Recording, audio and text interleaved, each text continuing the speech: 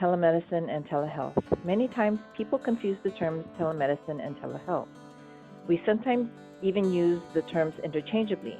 Telemedicine refers specifically to remote clinical services, while telehealth encompasses a broader scope of services and can include remote, non-clinical services such as provider training, administrative meetings, and continuing medical education.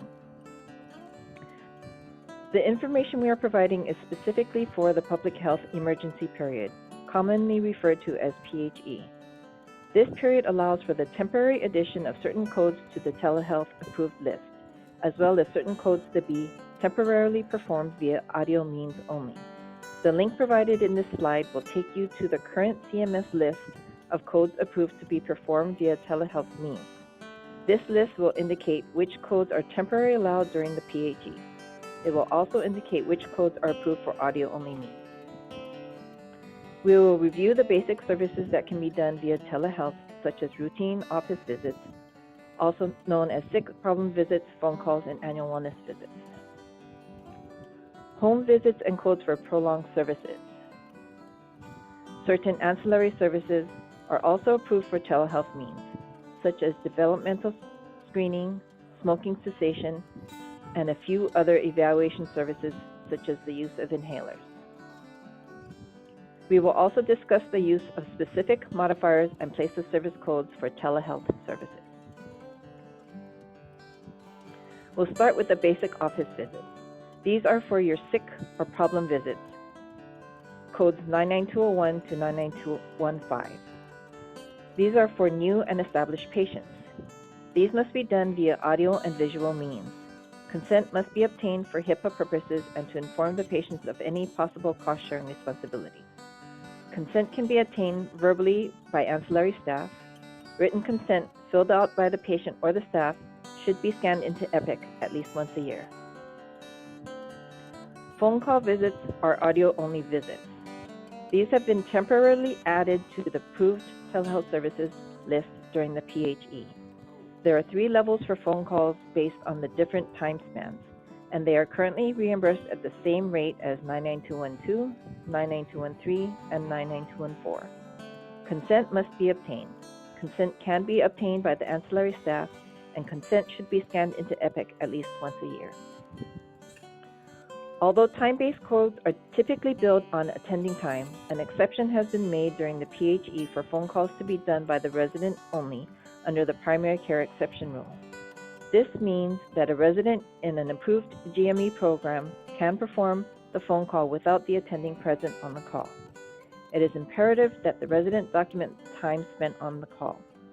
If the attending happens to be present on the call, for most visits, the resident time with the patient will be longer than the attending's time with the patient. Be sure to have the resident document their total time on the call. A provider asked if attending still need to document time. I recommended yes. It's easier to stay in the habit rather than trying to change situationally. Phone calls have certain restrictions. A phone call cannot originate from a related E&M service provided within the previous 7 days, and it cannot lead to an E&M visit or procedure within the next 24 hours or soonest available appointment. For example, a patient is diagnosed with otitis media. The patient is instructed to have a follow-up appointment in 1 week. That 1 week visit cannot be done via a phone call visit, as it stems from a related E&M visit that occurred within the previous 7 days. Conversely, a patient calls Saturday to discuss an injury to the arm. The provider determines he needs to see the patient on Monday to evaluate the extent of the injury. The Saturday phone call is not billable because it resulted in an evaluation and management visit at the next soonest available appointment. Annual wellness visits. These can be done via audio-visual means or via audio or telephone only. This is because an annual wellness visit does not require a physical exam. Annual wellness visits can be done under the primary care exception, meaning it can be done with a resident only without the attending seeing or speaking to the patient. All required AW. This is a good place to discuss modifiers and place of service. These modifier and place of service codes will apply to service codes discussed prior to this slide as well as after this slide. During the PHE, many plans are flexible with the use of either the modifier 95 or the modifier GT. Modifier CS indicates COVID-related services. During the PHE, we have been instructed to use the place of service where the service would normally have taken place. Place of service 11 is the office setting. Place of service 2 would be the typical telehealth service. Medicare allows for a slightly higher reimbursement for the place of service 11. Many of our clinics should be billing with modifier 11 when allowed. Medicare, all Quest plans, TRICARE, and NDX direct us to use place of service 11. Commercial, HMSA, UHA, Aetna, and HMAA are asking for the place of service 02. During the PHE, home visits are basically the same as clinic visits. The difference would be the place of service you submit on the claim. Bill the place of service 02 if you would normally see the patient in the home setting. Prolonged service codes. Prolonged service codes are add-on codes to a variety of E&M services. These codes are used when a provider provides a direct, prolonged service in an outpatient setting which goes beyond the usual service duration described for the E&M code. For example, a 99213 has a typical time of 15 minutes associated with this service. If the nature of the visit supports a 99213, an example being a patient returning for a follow-up of hypertension that is well controlled, but you have a prolonged conversation regarding medications, treatment, non-medicinal methods of controlling blood pressure, and the visit took an hour and 20 minutes because the patient was resistant to continuing meds or confused about medications and treatment options, a 99213 can be billed in addition to the prolonged service. You spent an additional hour and 5 minutes with the patient.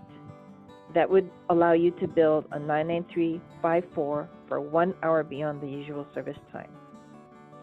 Be sure to document in as much detail as possible why you spent an additional hour with the patient.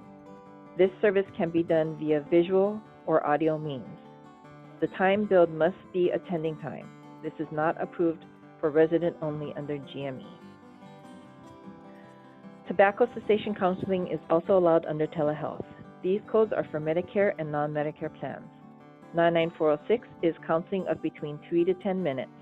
The fee for this service is $39.89. 99407 is counseling of greater than 10 minutes. The fee for this service is $57.66. These are time-based codes that require the attending time. Ancillary services. Additional ancillary services allowed under telehealth are developmental screening and depression screening. Developmental screening is typically done at a well child visit or an EPSTT visit. The fee for this service is $22.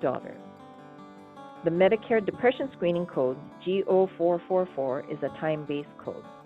The duration of the service is 15 minutes. A minimum of 8 minutes must be spent with the patient performing and discussing the depression screening. This must be attending time. Inpatient services. The following inpatient services are authorized via telehealth: initial inpatient services and subsequent inpatient services.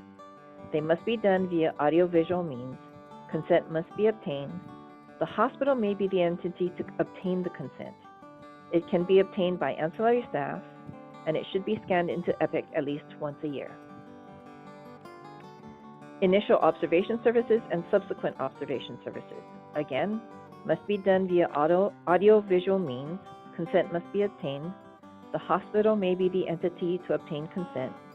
It can be obtained by ancillary staff, and it should be scanned into Epic at least once a year.